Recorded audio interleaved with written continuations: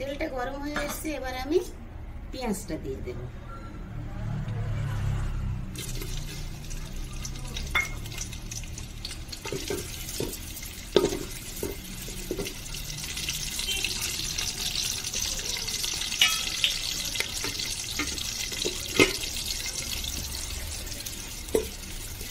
পেঁয়াজটা নেড়ে চেড়ে একটু লাল মতো করে নেব। আমার পেঁয়াজটা লাল হয়ে এসছে, এবার আমি আলুটা দিয়ে দেব।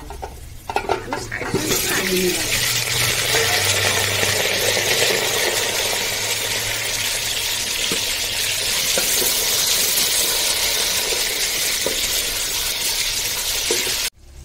স্বাদ মতো লবণ দিলাম,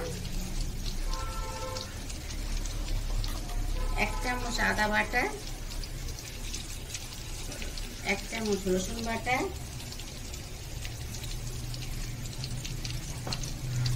কাশ্মীরি লঙ্কা, বিরিয়ানির মশলা গুঁড়ো, এটা ঘরোয়া লঙ্কা গুঁড়ো, আর গরম মশলা গুঁড়ো, এই মশলাগুলো দিয়ে দিলাম।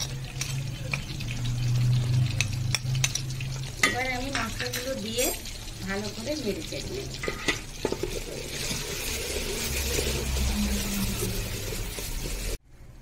এক বাটি দুধ দিলাম। দুধটা আমি আগে থেকে জাল করে ঠান্ডা করে নিয়েছি। 2-4টা কাঁচা লঙ্কা কুচিয়ে দিলাম, সামান্য কেওড়া জল দিলাম, সামান্য অল্প চিমটি পরিমাণ একটু ফুড কালার দিলাম, একটা লেবু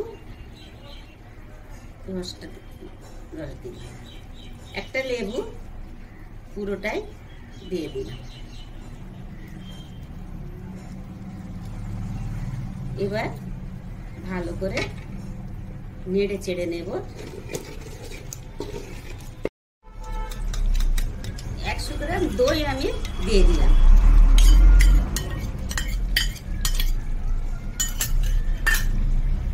এবার ভালো করে নেড়ে চেড়ে যতক্ষণ না আলুটা সিদ্ধ না হবে ততক্ষণ এভাবে ভালো করে নেড়ে চেড়ে নিতে হবে। আমার আলু 90% সিদ্ধ হয়ে গেছে।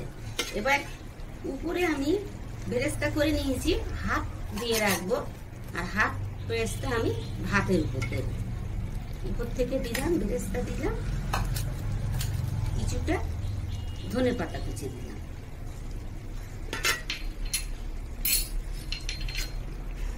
এবার একটু নেড়ে চেড়ে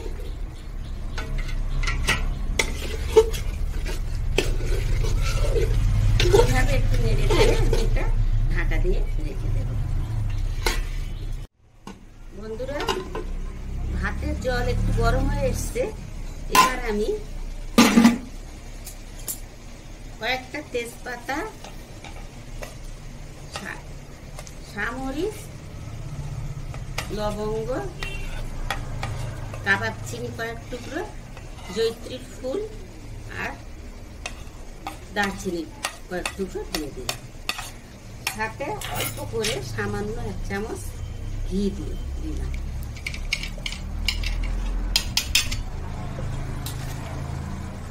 কিছুটা স্বাদ মতো লবণ দিলাম। আলুর লবণ দেওয়া আছে, ভাতের উপযুক্ত সামান্য লবণ দিয়ে দিলাম।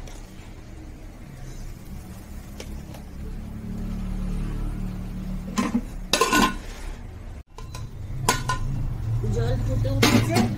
আমি চাল আগে থেকে ধুয়ে জল ঝরিয়ে রেখেছিলাম। এবার আমি চালটা দিয়ে দিচ্ছি।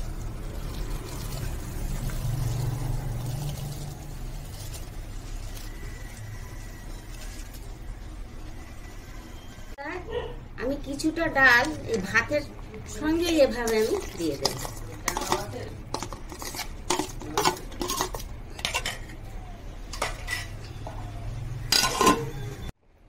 বন্ধুরা, আমার ভাত হয়ে গেছে, 90% হয়ে গেছে। এবার কয়েকটা গোটা কাঁচা লঙ্কা দিলাম, একটু নেড়ে দিয়ে ভাতের ফ্যানটা ঝরিয়ে নেব। আমার ভাত হয়ে গেছে। এবার ফ্যানটা ঝরিয়ে নেব। বন্ধুরা আমি অর্ধেক আলু তুলে নিয়েছি। এবার ডালটা আমার সম্পূর্ণ কুক করা ছিল, ডালটা হাফ ডাল এখানে দিয়ে দেব। হাফ ডাল দিয়ে দিলাম। এবার আমি অর্ধেক ভাত দিয়ে দেব। ভাতটা আমার হয়ে গেছে, অর্ধেক ভাত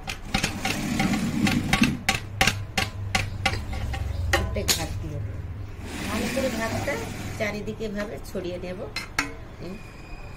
এবার আমি গোলাপ জলের সঙ্গে একটু সামান্য জাফরান মিশিয়ে নিয়েছিলাম, ভাতের উপর একটু ছড়িয়ে দেব। একটু দুধ দিচ্ছি উপর থেকে, ভাতের উপর থেকে একটু দুধ দিচ্ছি, একটু ঘি দিচ্ছি সামান্য একটু, এক চামচ ঘি দিয়ে দিচ্ছি ভাতের উপরে। কয়েক টুকরো আলু বোখরা দিলাম, যে বেরেস্তাটা ছিল সামান্য দিয়ে দিয়েছি। এবার পুরো আলুটা দিয়ে দেব, যে আলুটা আমি তুলে রেখেছিলাম পুরো আলুটা দিয়ে দিলাম। ডালটাও দিয়ে দিচ্ছি, পুরো ডালটা।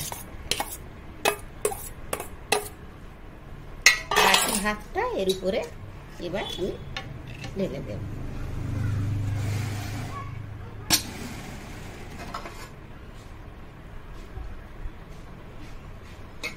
থেকে একটু ঘি দিয়ে দিয়েছি। এবার সেই বাকি ইয়েটা দিয়ে দিলাম, জাফরানটা, দুধটুকু দিয়ে দিচ্ছি,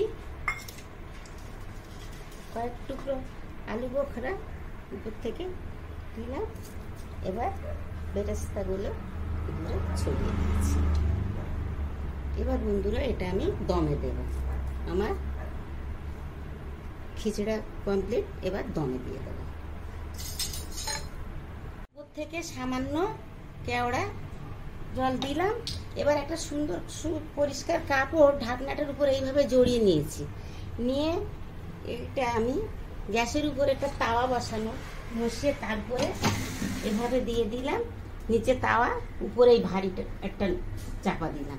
আমার এটা 10 থেকে 15 মিনিট এভাবে দমে থাকবে, তারপরে আমার রান্নাটা সম্পূর্ণ কমপ্লিট হয়ে যাবে। রেডি। এই জলটা এটাতে পড়েনি, জলটা কাপড়টা শুষে নিয়েছে। কি সুন্দর উপরে একদম সুন্দরভাবে সেট হয়ে গেছে। এবার আমার পরিবেশনের পালা। এইভাবে সাইড দিয়ে এইভাবে একটা এরকম ধরনের চামচ কিংবা ছোট্ট প্লেট নিয়ে এভাবে কাটাতে হয়, নতুবা চালটা কেটে যাবে। দেখুন আমার রেডি। বন্ধুরা তৈরি হয়ে গেল আমার খিচড়া। আমার এই রেসিপিটা যদি ভালো লেগে থাকে আমার চ্যানেলটাকে সাবস্ক্রাইব করবেন, শেয়ার ও কমেন্ট করতে ভুলবেন না। আজ আসি, আবার নতুন এক রেসিপি নিয়ে আপনাদের সামনে হাজির হব।